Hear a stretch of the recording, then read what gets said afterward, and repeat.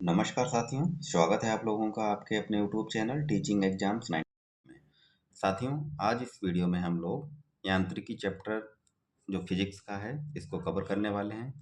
और ये जो हमारा वीडियो है एनसीईआरटी 10 मिनट का वीडियो है। एनसीईआरटी से सारे क्वेश्चन जो हैं कवर किए गए हैं एनसीईआरटी से। तो आज हमारा एक चैप्टर जो है यांत्रिकी यानी कि मैकेनिज्म, इसको कवर करेंगे और सारे इंपॉर्टेंट क्वेश्चन हैं, सभी परीक्षा में ये पूछे जाते हैं। तो चलिए स्टार्ट करते हैं बिना किसी देरी के। पहला क्वेश्चन है साथियों, प्रक्षेप गति को दीर्घतम परास प्राप्त करने के लिए अधिकतम कितने कोण की आवश्यकता होती है? तो ये 45 डिग्री कोण की आवश्यकता होती है। अगला पॉइंट है, मनुष्य जब नदी के किनारे नाव से बाहर कूदता है तब नाव पीछे की ओर क्रिया प्रतिक्रिया के कारण हटती है। ठीक है। नेक्स्ट क्वेश्चन बनता है यहाँ से, संवेग परिवर्तन की दर किसके बराबर होती है? बल के बराबर होती है। अगला है, न्यूटन के प्रथम नियम, न्यूटन का जो प्रथम नियम है किसे परिभाषित करता है? तो ये जड़त्व को परिभाषित करता है यानी कि इनर्शिया को। अगला जो क्वेश्चन बनता है, प्रक्षालन मशीन जिसको हम इंग्लिश में वॉशिंग मशीन कहते हैं, वॉशिंग मशीन का कार्य किस सिद्धांत पर आधारित है? अपकेंद्री बल पर आधारित है। ठीक है। नेक्स्ट क्वेश्चन जो बनता है, सड़क पर चलने की अपेक्षा बर्फ पर चलना कठिन क्यों है? क्योंकि बर्फ में सड़क की अपेक्षा जो है घर्षण यानी कि फ्रैक्शन कम होता है। बर्फ में जो है फ्रैक्शन कम पाया जाता है, इस वजह से कठिन होता है चलना। साथियों, न्यूटन के 3 नियम हैं और तीनों इम्पोर्टेंट हैं और हर एक एग्जाम में पूछे जाते हैं। तो इनको देखते हैं। गति का प्रथम नियम, फर्स्ट लॉ ऑफ मोशन, यदि कोई पिंड विरामावस्था में है तो वह तब तक उसी अवस्था में रहेगा जब तक उस पर कोई बाह्य बल आरोपित न किया जाए। ठीक है। अगर इसका एग्जाम्पल देख लें तो एग्जाम्पल जो है देखिए, चलती गाड़ी के रुकने पर उसमें बैठे यात्रियों का आगे झुकना। ठीक है। दूसरा एग्जाम्पल, पेड़ से फल टूटकर नीचे गिरना, कपड़े को डंडे से पीटने पर धूल कणों का अलग होना। ये सब इसके एग्जाम्पल हैं। ठीक है, प्रथम नियम के।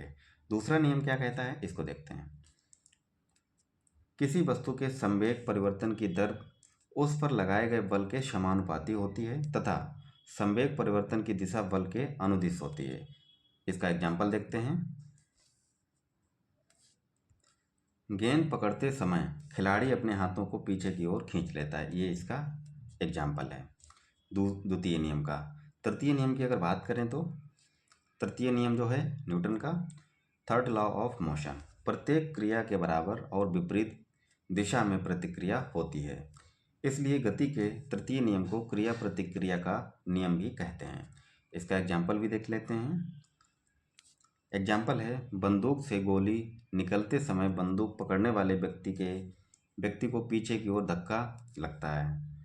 अगला है नेक्स्ट जो एग्जाम्पल है, रॉकेट वायुयान की गति, चप्पू चलाने पर नाव का आगे बढ़ना। ये सारे एग्जाम्पल न्यूटन के तृतीय नियम के हैं। अगला जो क्वेश्चन बनता है साथियों वो देखते हैं, ऊर्जा संरक्षण से क्या आशय है? ऊर्जा को ना तो सृजन किया जा सकता है और ना ही उसे नष्ट किया जा सकता है। अगला है, अंतरिक्ष से गिरता हुआ पिंड पृथ्वी के वायुमंडल में प्रवेश करने पर क्यों जल जाता है? तो इसका रीजन क्या होता है? वायु के घर्षण के कारण जल उठता है। नेक्स्ट जो क्वेश्चन बनता है, ग्रही पिंडों की परिक्रमण गति, यानी कि ग्रहों द्वारा सूर्य की परिक्रमण होता है, सूर्य का परिक्रमण जो होता है ग्रहों के द्वारा, उसको ग्रही पिंडों का परिक्रमण गति कहते हैं। ठीक है। तो क्वेश्चन क्या है, ग्रही पिंडों की परिक्रमण गति में प्रभावी बल है, कौन सा बल है? अभिकेंद्री बल है। ठीक है। अगला जो क्वेश्चन बनता है यहाँ से, दूध मथने के पश्चात क्रीम का दूध से पृथक हो जाना, यानी कि क्रीम का दूध से अलग हो जाना क्या कारण होता है? तो इसमें अपकेंद्री बल लगता है। अगला जो क्वेश्चन बनता है, वायु की ऊर्ध्वाधर गति को क्या कहते हैं? तो वायु प्रक्षोभ कहते हैं। ठीक है। नेक्स्ट है,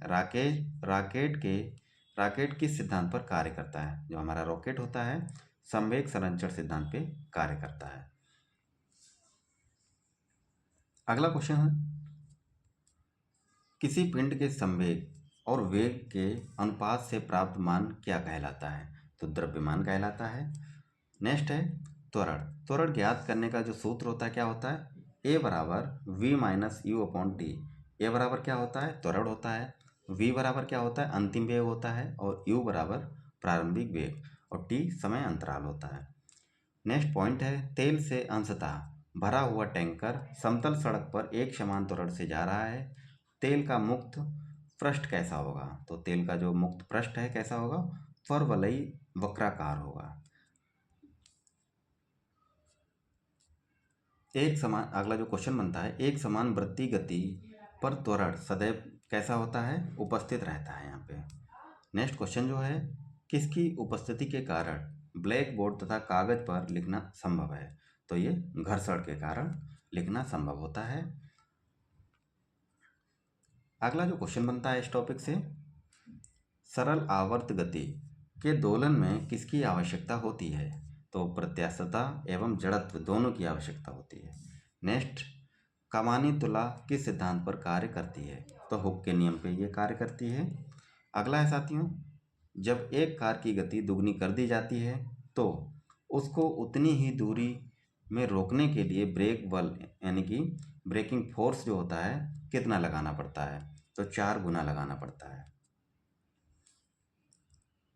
अगला जो क्वेश्चन बनता है, जेट इंजन किस सिद्धांत पे कार्य करता है?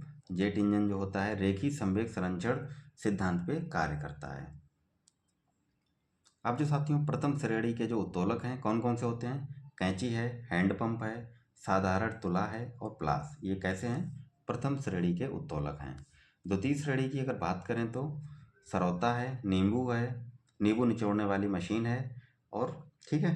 अगला तृतीय श्रेणी का जो उत्तोलक होता है स्टेपलर है हमारा, चिमटा है, मनुष्य का हाथ। ये तृतीय श्रेणी के उत्तोलक में आते हैं।